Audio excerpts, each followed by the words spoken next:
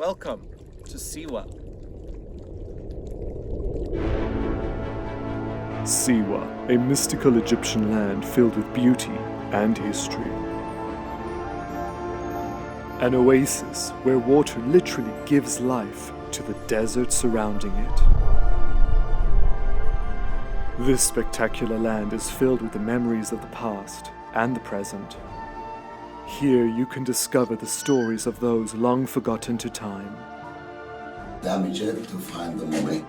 Filled with thousands of years of history. This is the tomb of Siwa. Life and death. We explore a mountain covered in remains of the past. I think it was complete skeleton here damaged for unknown reason. Amazing view here. Home to those who speak to the gods. I'm literally walking in the same footsteps as Alexander the Great. We reveal what decimated these now ancient abandoned towns.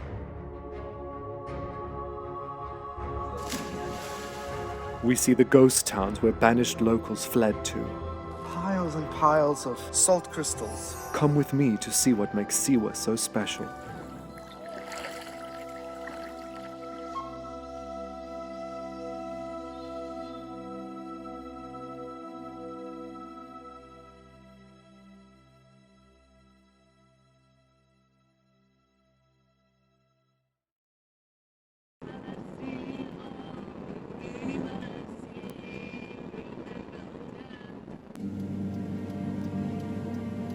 Starting our journey from Cairo, it is a 10-hour drive to reach Siwa. As we pass through Egypt's western desert on the border with Libya, we arrive in a lush, green, fertile oasis, Siwa.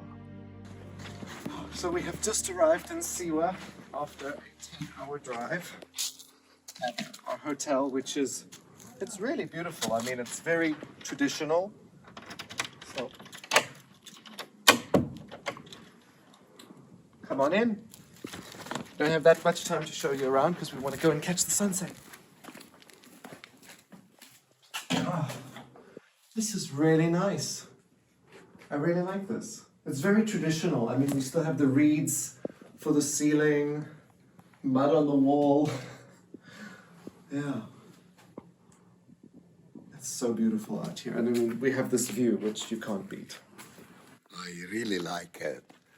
So I like the design. It's like mud brick, but specific kind of mud bricks. In Siwa, they use it for thousands of years. It's, if you test it, it have like salt in it. So I love the location and very well. We're looking at this mountain, so we can feel ancient Egypt in such a place because same constructions they used since thousands of years. I'm so happy to be here.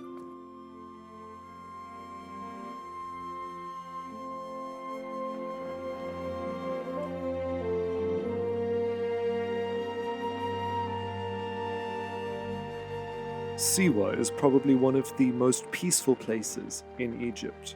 It is completely isolated, so there is a real sense of a unique culture happening all around us.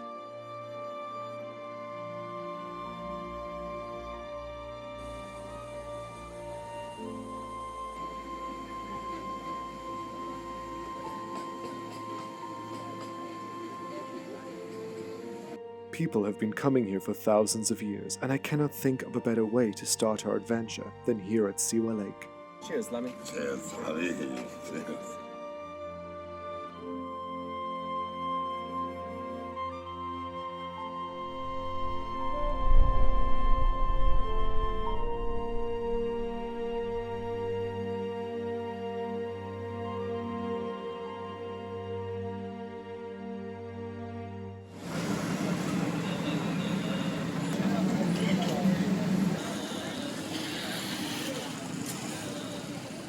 Siwa is a small bustling village where the living are alongside the dead.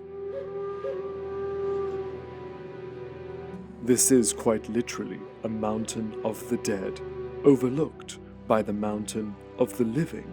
People of this area were buried throughout this mountain for almost 1,000 years from around 700 BC. Every inch of this mountain is covered in tombs. Explorers did come here in the 1800s, yet the majority of the tombs were only discovered in the 1940s.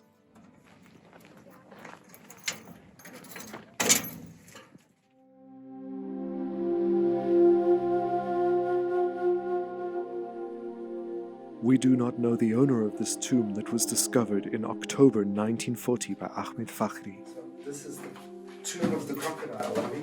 Yes, Okay. because we have like a picture of crocodile here, so they named that the crocodile tomb. Oh wow. Yeah. There he crocodile. is. Yeah. That's why there's no any name for the owner of this tomb. That's Yeah. why they named the crocodile tomb. It's a very strange little tomb. Very strange. Yeah. And here, I think the tomb robbers, they found like a wall here. Oh, so yes. they damaged it to find the mummy. Yeah, you can see where they knocked it down Yeah. to go through to the mummy. And something very weird here as well. We see Tahut or Hermes or Jehuti in front of Osiris. Also a different color Yes. for Thoth. Yes. Different color. In a black. Yeah. Yeah. But the decoration is beautiful, but the style is, it's not Greek, it's not Roman, it's not Egyptian. It's Siwan. Siwan, yes. Siwan style. The desert art in Western desert in Egypt in the West is quite different than the art in the valley and the delta. Yeah. Even they are knocking down also. Completely. There are all the cartouches, Lani. Yeah. Empty. All the cartouches are empty. So that's quite interesting that they didn't fill in which pharaoh they lived under. He was like one of the nobles who lived in this area. Yeah. They had like nomarchs, like in Aswan, control the area. Like, what's the name of this guy we visited his tomb last time? Salimput. Yeah, Salimput, yeah. Similar. Yeah. So even 1,000 years later, they have the same idea. Same idea, same concept, same everything. Yeah. So, the ancient Egyptian civilization is the only one who extend for all of these years, 3,200 BC up to 330 BC. Although this tomb is crudely decorated, it is beautiful, with images of the goddess Isis and Hathor lining the entrance. This tomb dates to around 30 BC from the late Ptolemaic period and the early Roman period. Lavish burials were only for those who could afford them, so this person was clearly of a high status. I don't know if she's Isis. There is no hieroglyphs or nothing in the text, nothing on her head. But I think it is still a religious scene and on her goddess, because we are in tombs, so it's very logical. The reality of this mountain reveals itself to us outside. I just walked past and I saw there's all these bones coming out, and this is a person's jaw. Yeah? Yeah. I mean, you can see the teeth, the actual jawbone. It's amazing. And there's just pieces of bone, like there's a hip Yeah, here. and leg. Yeah, look, there's a leg coming right out of the ground. I think it was complete skeleton here damaged for unknown reason. Yeah, completely. And because this would not be from from that impossible. tomb. No.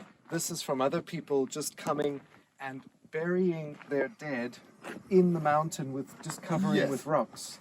To get a blessing or get the holy mountain, be to be in connected. holy mountain, to Yeah. be connected. Yeah. So even if you are close to a tomb, that's good enough.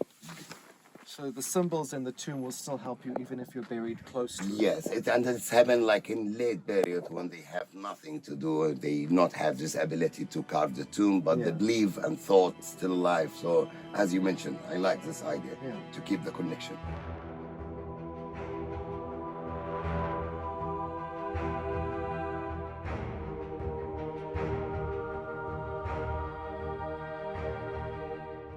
The ancient people living in Siwa had their own set of rules. They were so far away from the ruling pharaoh that it gave them a sort of liberty to do what they liked. Yet secretly encoded in this tomb are hints to how this man saw himself as equal to the pharaoh.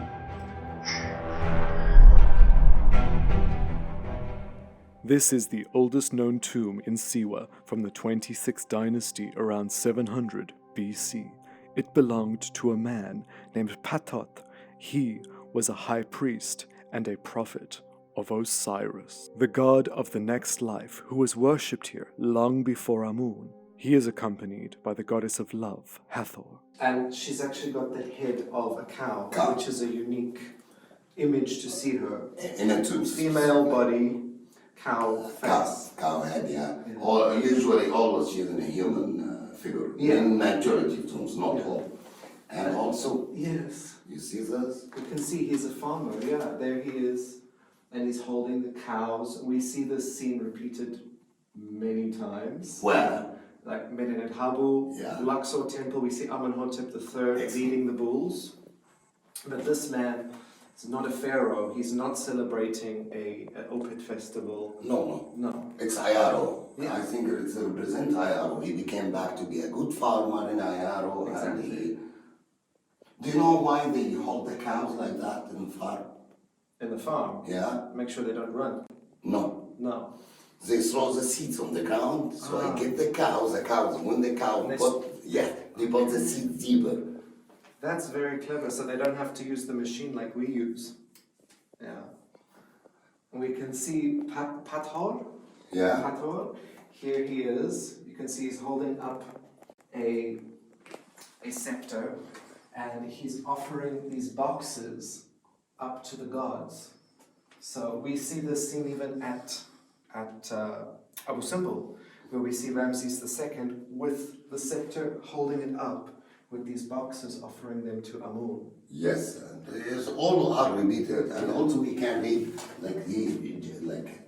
An offering to yes, Osiris of life. Yeah. Yeah. So we call that funeral phrases. Yes. Must be inside the tomb. Yes. And the majority of it start with Hetep Dinasu. But it's interesting that we're seeing these kinds of scenes in a tomb for a noble person, because these types of Right. images, this is a royal imagery, so the Siwans are adopting. They are adopting, and also in late period of Egyptian history, they break the law of everything. You know? Yes. And also the ruler here, or nobles here, they feel kind of liberty because they are far of the pharaoh. Very So so. they consider them like little pharaohs in a desert. It took us 10 hours to get here. Yeah, Imagine 10 on a hours. chariot. 10 hours and 140 kilometer speed. Yeah. Aha. Yeah. The eeriest part is that the prophet of Osiris is still laid to rest in his tomb. He was mummified with his arms crossed in the Osiris pose, usually reserved for the pharaoh. Pathor and his family were buried in this lavish tomb. To the side are 3 burial chambers, each reserved for a member of his family.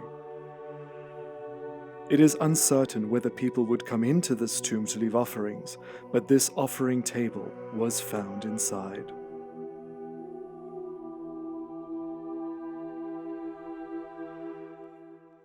The Mountain of the Dead contains hundreds, if not thousands, of burials. Only 4 are decorated.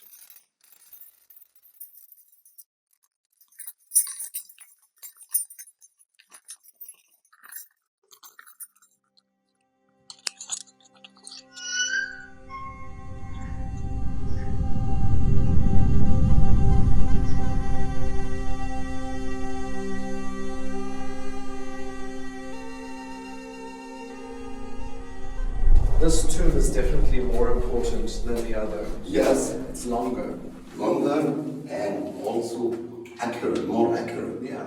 In the holes and walls, and also the passage and the kind of The decoration is incredible.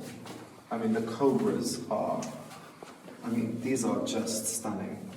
just these cobras, but it's like a little of touch, but give the tomb like a test. You can enjoy it, even it's not have that much of decoration, but the Yes. cobra made it. It's more than enough security. Yes, more than enough security. 3, 4, 5, 6, 7, 8, 9, 10, 11, 12, 13, 14, 15, 16, 17, 18, 19, 20, 21. 21 cobras. Yeah. And the glyphs are, it's so different, but it's really beautiful. Read, Cortes. So we have Lord Horus, son of Osiris. Yes, Horus Sa-Uzir. Horus Sa-Uzir. Yeah, that's incredible. And the other side also we have. Oh, yes. Oh, we have the beautiful Isis Hathor. She is the wife of Osiris, and this tomb owner gets her name from this goddess. You can see here life from Osiris, Hathor, and then Mesu Iset, Mesiset. And that determinative is clearly the lady's name. Why you read like that? Oh, well, we know because the birds are looking that way, right? Yeah, this is a stupid question from me to ask you same question. It's something very easy with you. I am stupid, sorry. This tomb dates to around 300 BC, just as the Ptolemaic period started, around the time Alexander the Great was in Egypt. Underneath the cobras and the winged sun disk, Mesiset was laid to rest on this platform in her tomb. We know next to nothing about her, but her tomb tells us the ancient name of Siwa, Tha'at. Many groups of people inhabit Siwa, from native Egyptian to Libyan, Nubian, and Bedouin. The overseer of the mountain is from the Berber group of people, named Amazigh, with his distinct blue eyes.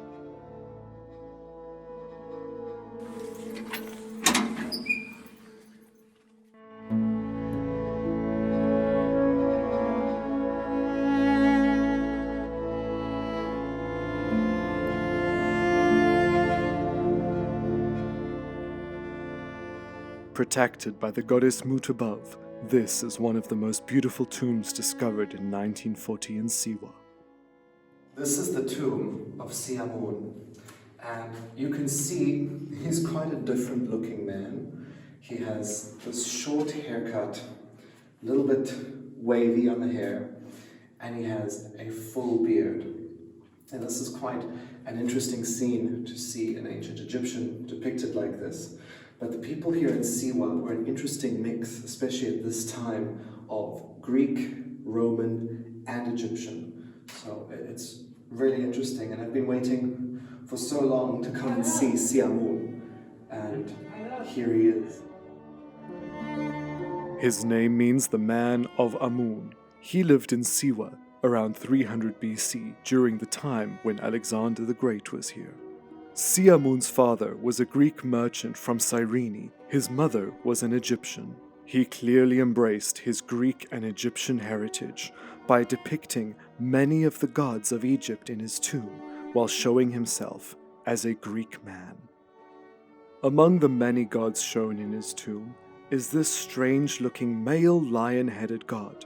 This is Mahes, a minor god with a niche following.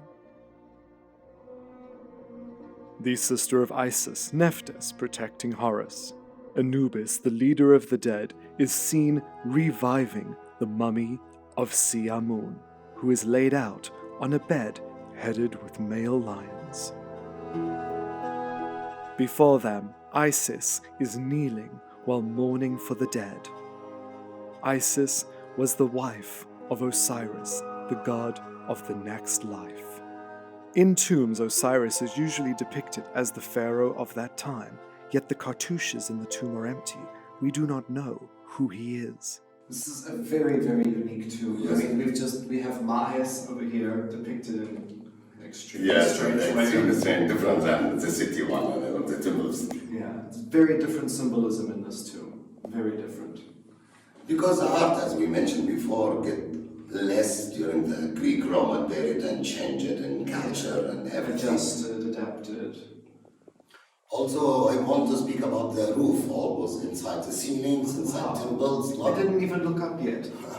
Look, it's full of vultures and falcons and stars. Beautiful. Yes. Yeah. Because the ceiling itself represents the sky. Yeah. The sky has a blue color, so some tombs we have like Ramses I, Yes. blue color. The sky has stars, the sky has birds. Yes. And the stars are the ancestors. Yes. So it's all symbols. All symbolic, but I wanted to speak about vulture.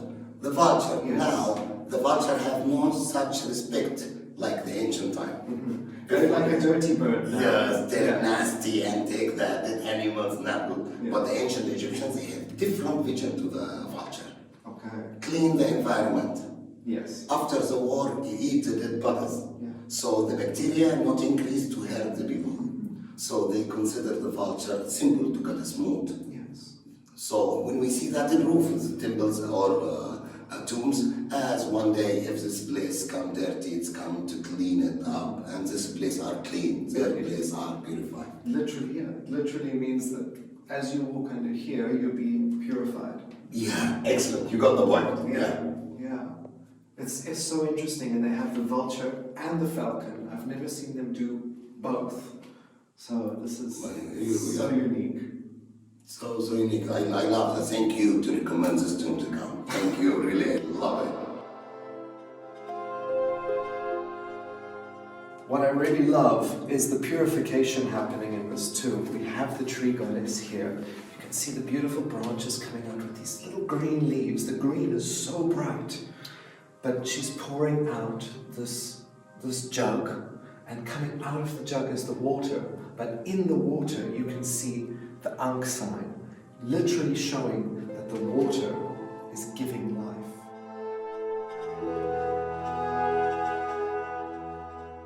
But as always, with life there must be death, and one creature embodies this perfectly. Emem, or emmet in English, it's a creature in afterlife, like hyena's body, and some people say hippopotamus body, and crocodile head, like mythological creature. It tries to eat you if you are guilty. We find this concept in all religion. So before you make the people fall in sin, you have to terrify them, to have to make them scared to not make sin or mistakes. So Emem, I love it because Emem can stop the guilty to stop to do sins. And also Siwa here, he tried to keep calm, to allow to him to cross and meet Osiris at the end of the sea. Siwa held no religious or official titles. He was a wealthy landowner who produced wine and dates to be exported to the unknown world. His wife is shown in the tomb. She was an Egyptian woman. Siwa also had 2 children. He is shown in the tomb with both of his sons.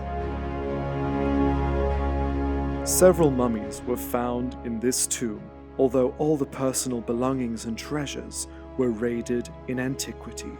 This tomb has to be the most beautiful tomb in Egypt's western desert.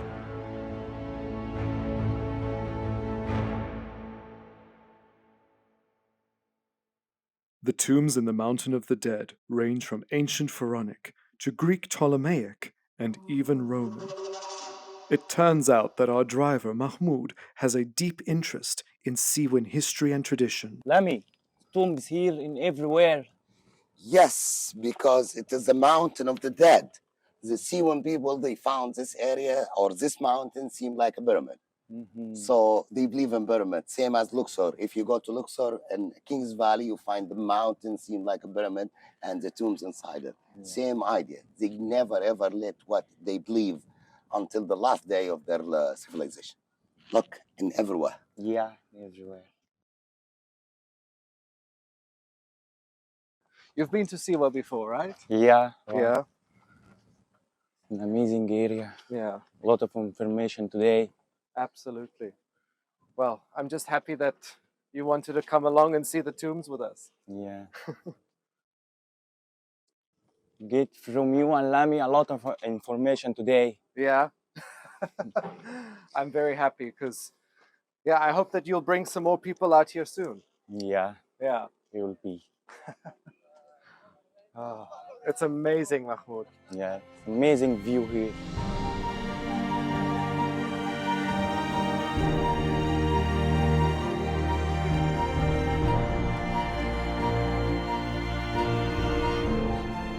It's so incredible to be at the top of the mountain because here you can really see ancient tombs with the modern houses. Yeah. It's something really, really strange to see.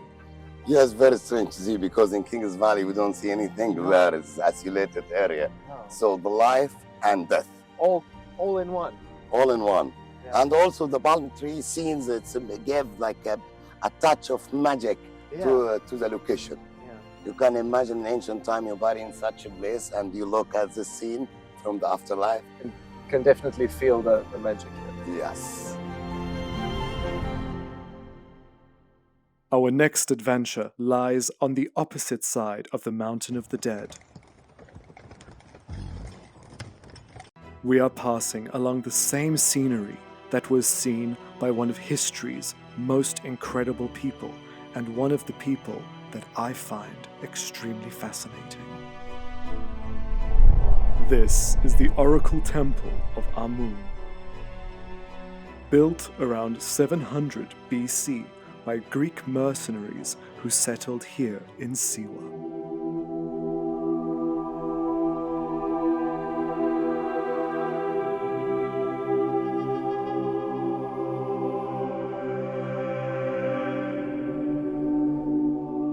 This site was home to the high priest of the Egyptian god Amun. This is where he would receive divine messages, and this is where one of history's most notable men visited. I'm literally walking in the same footsteps as Alexander the Great, up these steps. I'm going to take you in to the Amun temple where Alexander received his message from the oracle. The legend goes that Alexander followed a flock of birds across the desert to reach the oasis of Siwa. Alexander arrived at the temple and was permitted to enter. He went to the inner sanctuary where he came face to face with the god Amun. We do not know the exact conversation that took place, but Alexander spoke to the statue. Of course, the statue did not speak back. He was spoken to by the oracle, who is hiding above. Speaking from the window as the god, the oracle said that Alexander was the son of Amun. Now, there are several theories about which room the oracle was in. One theory is that he was in the side chamber and climbed up the stairs and spoke through the window, which looked down upon the statue of Amun in the central room. Another theory is the well on the left side where the oracle could enter. Interestingly, this also has a passage going under the temple. From this well, he probably could speak up and the sound would reverberate through holes in the floor. In this area, Alexander the Great came around 331 BC to have like the oracle to be the son of Emir-Ra, the general god in Egypt or king of gods. And I think Alexander the Great, he did that because he wanted to improve to the Egyptians and to all the world. He is not only human, he's a son of God. So it will help him later when he make his empire, and it will help also his mission in Egypt to control them like the native pharaohs, sons of the gods.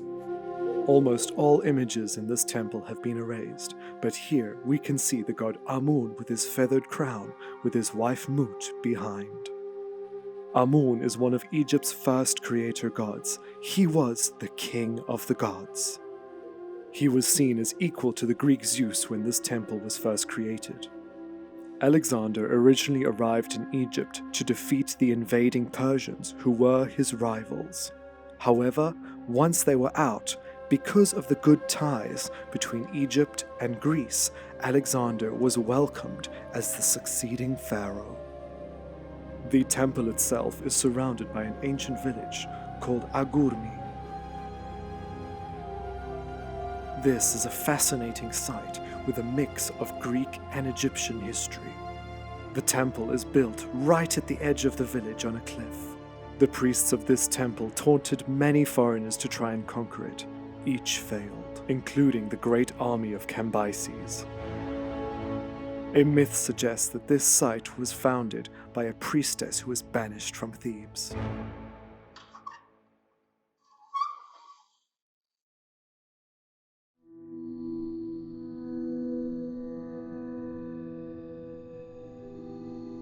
Converted from a large ancient home around 800 years ago and reconstructed, this is a mosque known as the Mosque of Agurmi. Although recently restored, this still displays how the ancient people would have lived.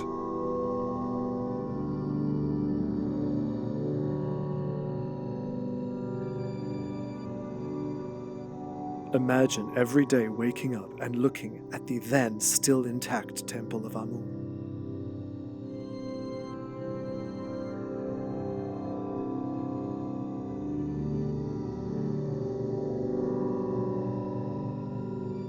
This ruined temple was built around 3,400 years ago in Egypt's 30th dynasty, the last native ruling pharaohs of Egypt, built by Pharaoh Nectanebo. Dedicated to Amun and his wife Mut, this temple was linked to the Oracle Temple by a causeway. Much of the blue color still remains from this temple. The top shows a man named Wen Amun. He was the original commissioner of this temple. He was a Libyan man who was the overseer and eventual ruler of Siwa. The lower registers show Pharaoh Nectanebo along with the gods. Here he is seen alongside the mother goddess Mut. Atum, Sekhmet, and Geb are also present. Although much of this temple was destroyed in antiquity, much of it was still standing until 1811, when a terrible earthquake hit Siwa and the majority of the temple collapsed. The vulture goddess still visible on the collapsed ceiling at Umbayada Temple. This ruin in the shadow of the Oracle Temple reveals much of the religious politics of Siwa. You can see Nekbet. Yes, the wings of Nikbet. Yeah. So this was once the ceiling. These Yes, blocks. yes, ceiling, excellent. Yeah. It's a ceiling. There's a sheriff, like a policeman in charge, Yeah. in all of this area. He want to build a police station, Yeah. and instead to do effort and buy blocks, so he came and dismantled the temple to build the police station. No way. Read about it, I'm sure what I'm telling you. Back then, the people, they don't know the value of it. Only for them, it is something mystery or they can't understand it from the past, and Yeah. so they don't give any attention or respect to it. But even the ancient Egyptians, they recycle things. We Yeah. see that sometimes they take the blocks, it's upside down, it's not. We saw that menu in Habu Temple. Yeah. Sorry, in Luxor. Yes, in Luxor, in Khunsu Temple. Yes. Yes. Upside down pieces. So this recycling, it's nothing new. Nothing new. The Siwa Oasis is in fact below sea level, which is why hundreds of natural springs surround the area. The underground water rising in this natural spring is known as Cleopatra's Bath.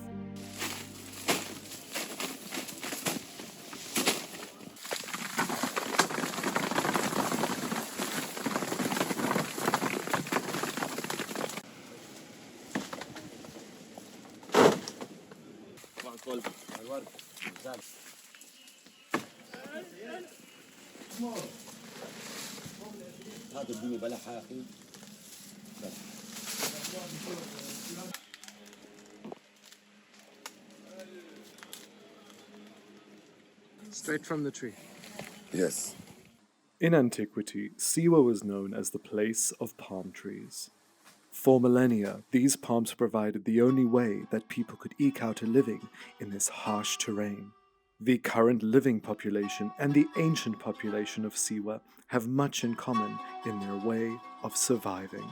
Siwa's main export now is dates, as too was in ancient times, yet they made date wine. Water rights cause many arguments here. Each spring is owned by a community leader and then is shared between several landowners.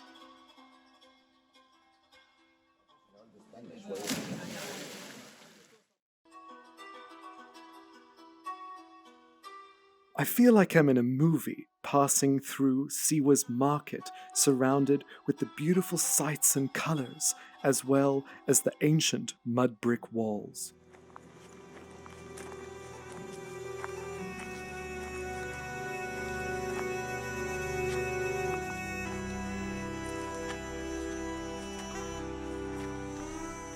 Shali, the abandoned terraced town in the center of Siwa.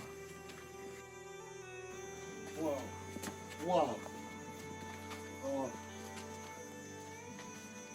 Although the origins of Shali are from ancient times, most of it was built in the 13th century to protect the inhabitants of Siwa from Bedouin attacks. Shali's construction method is called kershif, which is palm trees held together by mud brick composed of sand and salt. Walking through this abandoned town is the closest you could feel to the ancient Egyptian past.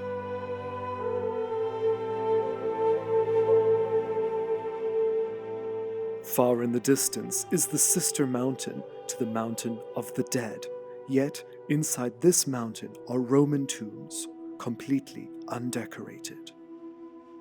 Shali was primarily abandoned in 1926 after a 3-day-long rainstorm soaked and destroyed the buildings.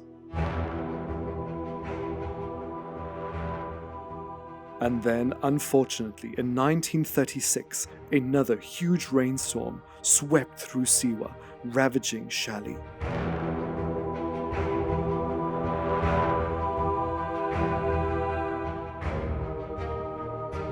The locals then completely abandoned Shali.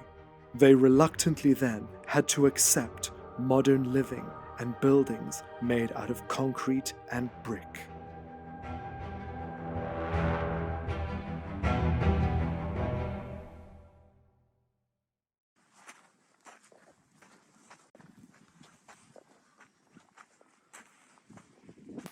While driving along another mountain outside of Siwa, Lami and I saw some strange things that we wanted to see closer.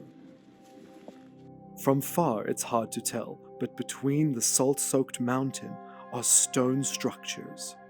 Naturally, curiosity gets the better of us.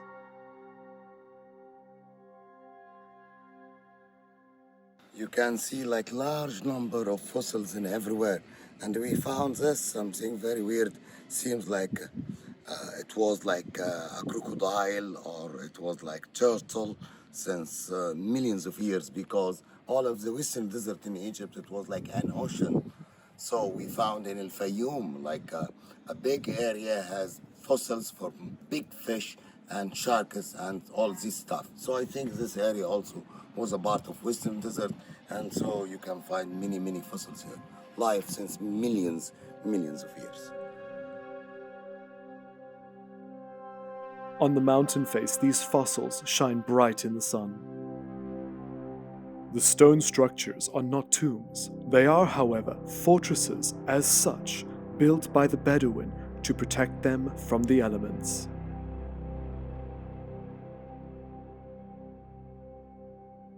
Siwa is a quiet little place, but when the sun sets, the town comes to life.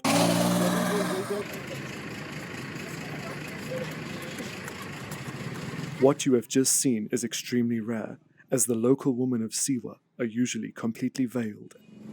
Olives are another export of Siwa.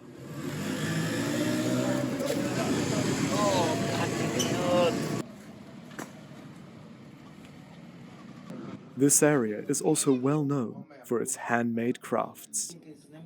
In recent years, an enrichment program has been started for the women of Siwa to help them sell and create their craft. There is something so authentic about this place. Yeah. Like all the patterns that they stitch. Yeah, something real, something coming from hard effort, not Chinese, coming from the nature. Exactly. And also other thing I like it, no pressure at all.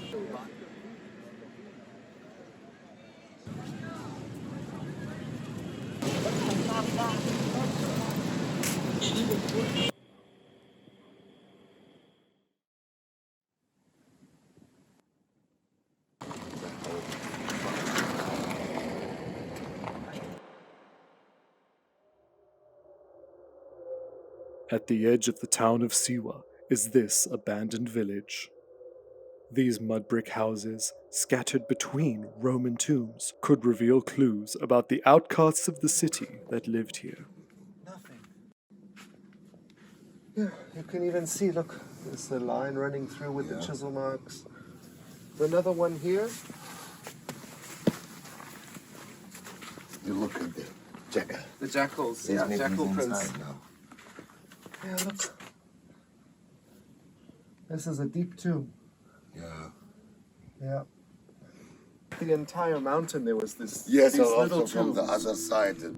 These were not only used as tombs, they were also used as hideouts for men that were outcast from the main village of Siwa. But what did these men do to banish them from society? There's an old Bedouin man 5 years ago. He told me a story about the Bedouin communities in certain area in Western Desert. Yeah. So they punish the man who make anything bad to live in a mountain. Okay. So many Like something like this. something like this. So and they even look at the houses, not enough for one family. I think it's for one person, maybe something like that. Yeah. So they punish them to sending them to the mountain, not live with the community down there.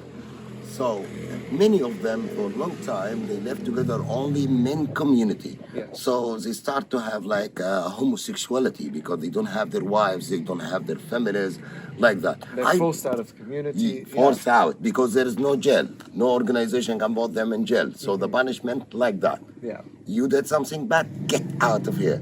So it's oral story, and I don't know if it is real or not, but it's something very, very interesting. Yeah. To punish the people, to keep them away from their families. And it can make sense as well as to why such a small little village like this is completely abandoned. Yeah. It's not like the Shelley that we see Yeah. inside main Siwa city. This is out of the city. Yes, out of the city, yes. So, So it's one of the most interesting stories. I like it yeah. about the Western Desert. Whatever it is true, no. It's interesting. Interesting. An Egyptologist named Ahmed Fakhri had studied the people of Siwa and the monuments for 30 years. He documented that relationships between Siwan men were not uncommon up until the year 1928. Ahmed Fakhri also writes that in the 70s, single men were sent out of the village at night to protect the women. This sparked up the traditions from the past between men, though it's changed again. Western Desert in Egypt, it's like represent like 45% from the area in Egypt. It's large and massive land. So all of this area had many oases and have communities in ancient time, New Kingdom, Old Kingdom. And there's 5 branches of River Nile, plus the spring. Water wasn't everywhere. So the main harvest, main economy to these villages in Western Desert, it was grapes, to farm grapes to make a wine. And it was until the Abbasid time, one of the Arabic empires. So they said no anymore to farm grapes for wine. That's why it's became abandoned, because the people have no else of harvest they can do. So palm tree everywhere here. That's why it's became abandoned. The main reason to make the Western Desert abandoned, despite it has many temples and many everything. It's mean large number of people they were here. Walking through these ancient abandoned villages, with tombs dotted between them, it is filled with the ghosts of the past.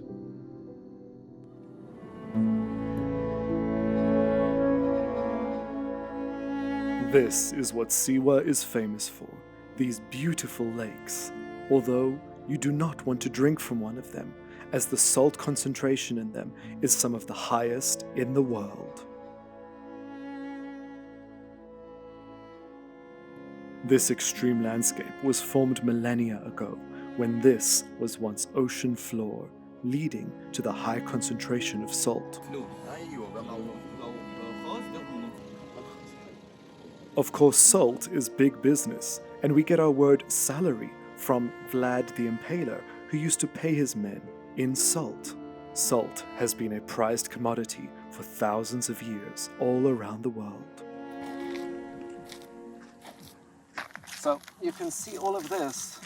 This is all coming from the salt lakes here at Siwa. It's just these piles and piles of salt crystals, pure salt.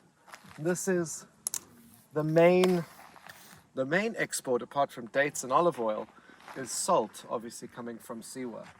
So I believe that there's something special that we're gonna do in a salt lake. So I'm excited to give it a try.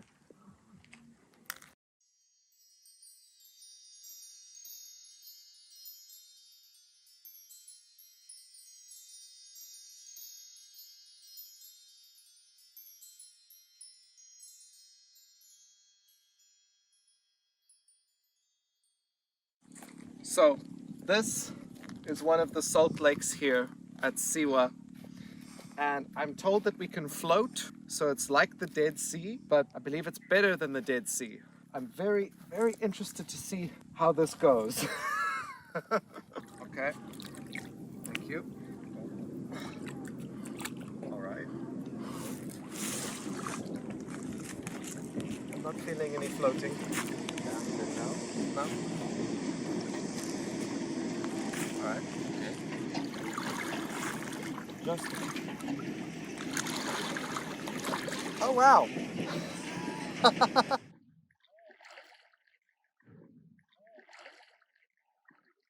That's amazing. Yeah. Ah, completely just floating. Just floating, look. يا نسمة أنا بتنسمك يا صورة حلوة برسمك